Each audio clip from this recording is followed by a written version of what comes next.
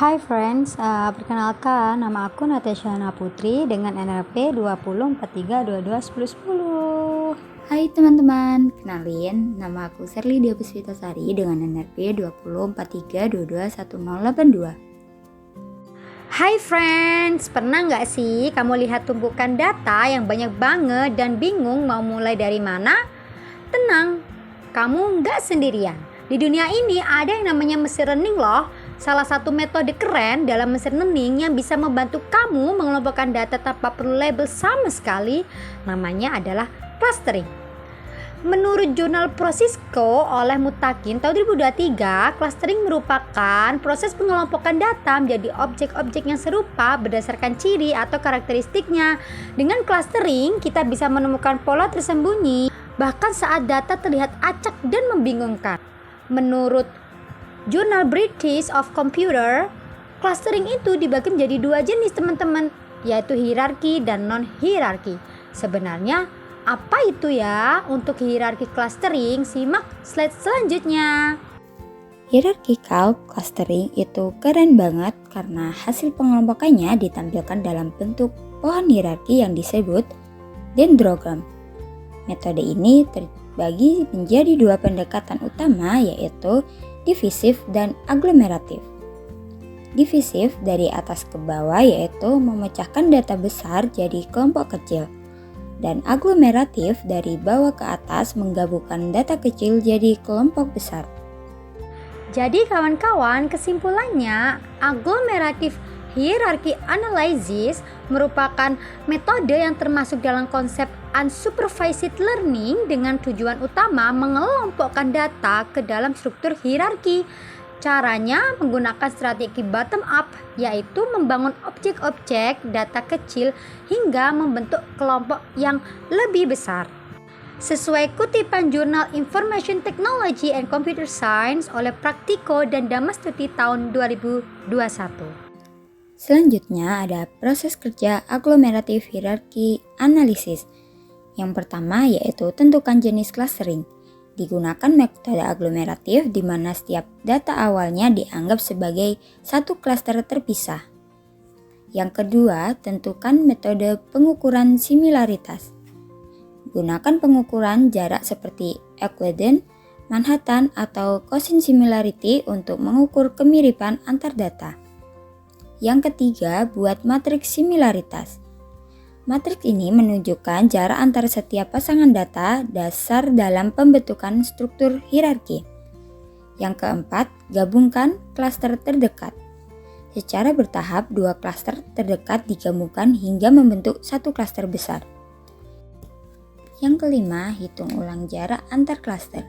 Setelah penggabungan, hitung ulang jarak menggunakan metode seperti single linked, complete linked, atau words method. Yang keenam, bentuk dendrogram. Visualisasikan proses penggabungan dalam bentuk dendrogram, lalu potong dendrogram pada titik tertentu untuk menentukan jumlah klaster. Halo teman-teman, selanjutnya kita harus tahu nih metode-metode apa aja sih yang ada di agglomerative hierarchy clustering. Yang pertama adalah single linkage, di mana ini metode yang paling deket-deket aja. Jadi penggabungan pasangan berdasarkan pengukuran jarak terdekat. Yang kedua adalah metode complete linkage. Ini merupakan metode di mana kebalikan dari single linkage, yaitu mencari pasangan yang memiliki jarak terjauh dari nilai observasi.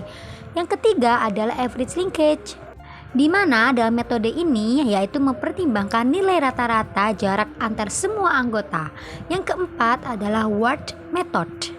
Metode ini paling matematika banget nih, yaitu dengan cara meminimalkan peningkatan total variance dalam kelompok yang hasilnya biasanya paling stabil dan bagus buat interpret statistik. Hai data antusias, kalian sudah paham kan pakai hierarchical clustering? Tapi gimana cara tahu metode linkage mana yang paling bagus? Yuk kita bahas hasil uji validitasnya. Yang pertama ada Copenhagen correlation. Nilai tinggi artinya dendrogram akurat. Yang kedua ada silhouette score. Klaster harus padat dan terpisah. Target mendekati 1. Yang ketiga ada Kalinski-Harabas. Semakin tinggi, semakin baik pula pemisahan klaster. Yang keempat ada Davis-Bouldin. Nilai rendah sama dengan klaster terpisah rapi. Hai teman-teman, lanjut nih. Setelah paham terkait metode aglomeratif pada machine learning, penting nih tahu apa aja itu kelebihan dan kekurangan dari metode ini. Menurut jurnal Innovatech Polbank seri informatika tahun 2023 oleh Indra et al. Mengatakan bahwa metode ini dapat menghasilkan hierarki yang menggambarkan hubungan antar kelompok-kelompok yang lebih baik.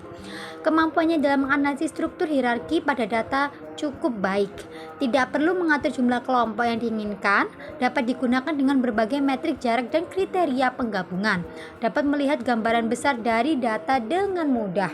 Kemudian, kekurangan dari metode ini adalah kompleksitas komputasional yang tinggi, tentunya membutuhkan waktu lama untuk processing. Yang kedua adalah sensitivitas terhadap outlier. Kemudian interpretasi hierarki clustering dapat menjadi subjektif.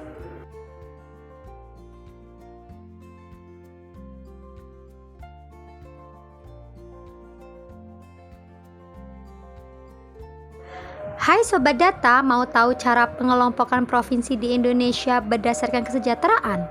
Yuk kita pakai aglomerative hierarchy clustering, simak langkah-langkahnya. Pertama, kita butuhkan library untuk analisis data dan clustering, gunakan Pandas untuk data, sklearn untuk scaling, dan SciPy untuk clustering, seperti membuat dendrogram, Seaborn untuk visualisasi. Langkah kedua, kita perlu mengupload data pada Google Colab untuk dianalisis dan dibaca oleh mesin learning menggunakan kode PDRichSV dan DFHead untuk menampilkannya. Data kita berisi 4 indikator kesejahteraan. Yang pertama, kepadatan penduduk, persentase kemiskinan, umur harapan hidup, dan rata-rata lama sekolah sebagai berikut. Ketiga, kita perlu untuk merapikan kolomnya terutama untuk penamaan variabel. Disarankan jangan terlalu panjang. Penting untuk konsistensi analisis.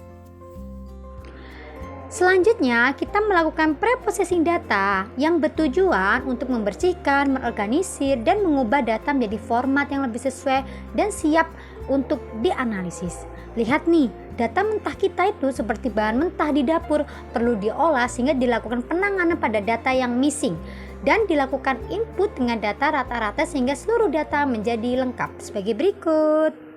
Kita melakukan analisis statistika deskriptif dulu untuk mengetahui karakteristik dari setiap variabel pada indikator kesejahteraan itu seperti apa menggunakan SNS.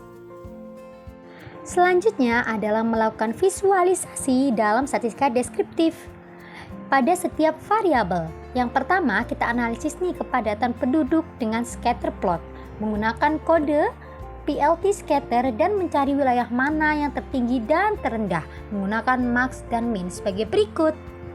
Didapatkan hasil bahwa kepadatan tertinggi terletak di daerah Provinsi Jakarta dan terendah terletak di Kalimantan Barat dengan rincian nilai sebagai berikut. Didapatkan hasil bahwa kepadatan tertinggi terjadi di DKI Jakarta dan terendah di Kalimantan Barat dengan rincian nilai tersebut. Yang kedua, kita analisis kemiskinan penduduk dengan box plot untuk mencari wilayah yang outlier dengan code SNS box plot dengan rincian sebagai berikut. Selanjutnya, melakukan analisis pada variabel umur harapan hidup penduduk dengan pie chart untuk mengetahui ukuran persentase di tiap tingkat kesejahteraan dengan menggunakan kode bin sebagai berikut. Didapatkan output bahwa persentase tertinggi terletak pada kategori tingkat kesejahteraan sedang dan paling sedikit adalah tingkat kesejahteraan tinggi. Artinya di kondisi Indonesia saat ini masih perlu banyak perbaikan dan kesejahteraan rakyat. Didapatkan wilayah Sumatera Barat dengan UHH terendah dan UHH tertinggi terletak di Yogyakarta. Keempat, visualisasi untuk RLS dilakukan dengan bar chart dengan kode SNS bar plot dengan rincian sebagai berikut. Sebelum masuki dalam melakukan clustering, kita harus melakukan standarisasi terlebih dahulu nih. Alasannya adalah untuk menghindari ketimpangan nilai, yaitu perbedaan skala antar variabel, sehingga hasil analisis tidak bias. Standarisasi dilakukan dengan kode standar scalar sebagai berikut. Hayo, teman-teman masih ingat tidak dengan macam-macam metodenya dalam aglomeratif hierarki? Nah, di sini dalam clustering kita perlu membandingkan nilai validitas dari berbagai metode dengan membandingkan nilai di mana kita akan membagi cluster menjadi 3 dengan rincian kode sebagai berikut. Nah, sudah tahu nih nilai validitasnya, sekarang tentukan metode terbaiknya. Bingung kamu? Begini caranya, simak. Didapatkan hasil bahwa metode terbaik pada kasus tingkat kesejahteraan adalah complete linkage. Setelah melakukan metode terbaik, kita bisa mengukur jarak dan membuat dendrogram untuk mengkelompokkan setiap provinsi dengan kode berikut, dendrogram dan F-cluster dengan rincian sebagai berikut. Kemudian didapatkan hasil pengelompokan dari dendrogram tersebut dengan rincian sebagai berikut. Kemudian setelah terbentuk clustering, dilakukan pelabelan pada setiap clustering terkait tingkat kesejahteraan dengan mempertimbangkan nilai rata-rata. Berikut adalah hasil rata-rata tiap cluster. Kemudian dilakukan visualisasi clustering berdasarkan indikator yang menentukan kesejahteraan masyarakat. Di sini kita memiliki 4 variabel. Namun dikarenakan visualisasi hanya dilakukan 2 dimensi, maka dilakukanlah PCA, Principal Component Analysis, untuk mereduksi data menjadi 2 dimensi. Sebagai berikut. Terlihat bahwa warna merah menunjukkan kesejahteraan sedang, warna biru menunjukkan kesejahteraan tinggi, dan warna hijau menunjukkan kesejahteraan rendah. Kesimpulan setelah dilakukan labeling dalam kategori kesejahteraan dengan rincian sebagai berikut.